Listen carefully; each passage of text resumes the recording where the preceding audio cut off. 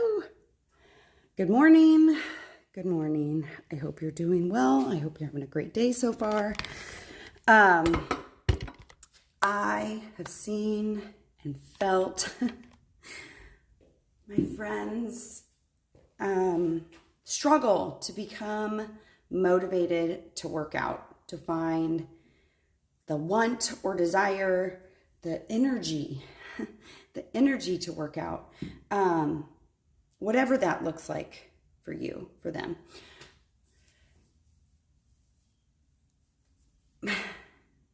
I know it's hard. I do not always have the motivation to work out. Sometimes I'm like, I don't want to do this. Right now, this week, I started a program that I have avoided 2 years. 2 years, I think this program has been out, because when they released it at Summit, which is our convention basically. And at first I told you guys, like, I was turned off because of the curse words. Well, they made a clean version too. So there really was an excuse for me to try it, other than I did one workout and I was like, no, I don't like that. And it's crazy because I tell people, like, you guys try it. And even if you don't like day one, come back, try it again, because anything new is going to feel awkward and weird and we don't like it. And I like what I've been doing. I don't need that. That's what I was telling myself. I was doing the same stuff, like just I'm like everyone else. I found a love for some things that I can be super consistent on, and that works, and I love it. But there are times where we need to push ourselves out of what we've been doing to try something new that we could be great at too. Because I bet the thing that you love, you didn't walk in and be like, I am awesome at this. Like 10 rounds, I love that. That's my favorite form of fitness. But there were times where Joel would be like, 1, 2, 5, 6, and I'm like, and I'd screw it up, and I'm like, dang it, getting mad at myself. And Greg would laugh at me, and I'd have like a little tantrum down here. I'm like, I should be able to do this, right? I should be able to do this. So even in the things that we love, sometimes we have days that are like not so great, or just downright terrible. And what is happening in our lives also affects that. Like, whether we're thinking about it or not, that is in your life. Like, it's in your brain, it's in your soul somewhere. And I have some friends that are going through things that we just don't understand, that are just hard, and everyone has them. And maybe this isn't your season right now, but have love and compassion for the people who are in that season. And they may not find the motivation. And during my hardest seasons, when Greg and I don't know, not a lot of people know this, because I didn't use this word when I was in it. When I was in it with you guys, and I didn't like say this out loud until someone else said it to me, and I was like, it was so hard. When Greg and I were separated, so weird.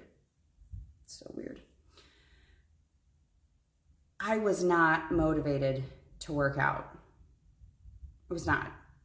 I was dedicated to doing what I had to do to keep myself together, to make myself better and healthier, not only for my children, but for my sanity, for my heart, for myself.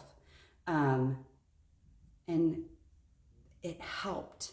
Even though you're like, I don't want to do this, I'm mad, it's not great, this isn't going well. That happens. It happens. And you can cry, you can scream. When my grandpa died, for those of you who know, my pop is like, he was my person. He's my person. I wear his fingerprint on a necklace. Like, he will always be my person. It's not like I didn't know he was going to pass away at some point. He was almost 90. He was 2 weeks shy of 97. I knew it. I just didn't know how utterly painful and soul sucking it would feel. And I would wake up some days and go, I'm going to go see him today. No, I'm not. He's not there. Or, so in that, in all the emotions that I felt, in sadness and grief and anger and denial and like just pain, we had just released Court of Force. And I was like, I'm going to do this. And I punched and kicked my way through grief, because the alternative was me being sad, which is fine, but like staying in it and wallowing in it and being upset and eating to try and fill the void that nothing can fill except love, patience, faith, like going to God and being like, please help me with this. Please help me to let go and to be okay with missing him, or the pain of Greg being gone and being upset at the trauma that had happened to him in Iraq that is now still affecting our family. So I wasn't like, yay, I'm gonna work out today. It's awesome. I love everybody. In that season, or even in the weeks, like this week has been really hard. I don't always feel like that. I don't always want to do it. But when I do it, I can manage those feelings so much better. So much better. And so like in those times, I cried and screamed and let some of that emotion, I had somewhere to put it, like I had somewhere to go with it. When before I would just sit and stir with it. So it made me feel better, and I wasn't motivated. I wasn't like, let's go grab our Energize, even though I was showing up like that and wanted other people to find happiness and motivation to do that. I didn't have it. And sometimes it's just because it rains for a week and you're like, oh, I don't want to do this. I know. I don't want to do it either. But I grab my Energize, and that gives me energy. And I'm like, hey, okay, I got to do this now. And I do put on music, and it's silly. I started doing those videos to like just dance. But whatever I'm feeling in the day, or what I need to feel, that's what I choose. What I need to feel. I need to feel happy. I need to feel strong. I need to feel dedicated, motivated. I need happy and joy, or whatever it is. Or if it's, 4th of July, I put some patriotic. But that's what I put on. And when I start to move and get into that, then I feel better. So we have the choice to motivate ourselves or wait for something to motivate you. I don't like waiting. I don't. It's sometimes not a good quality I have. I don't like waiting on lines. I don't like waiting in traffic. I don't like waiting. So I'm going to take control and motivate myself. I'm going to take control and motivate myself to do something for me, for my health, for my sanity, for my patience, for my soul. I listened to a podcast yesterday, and it really touched my heart in a good way.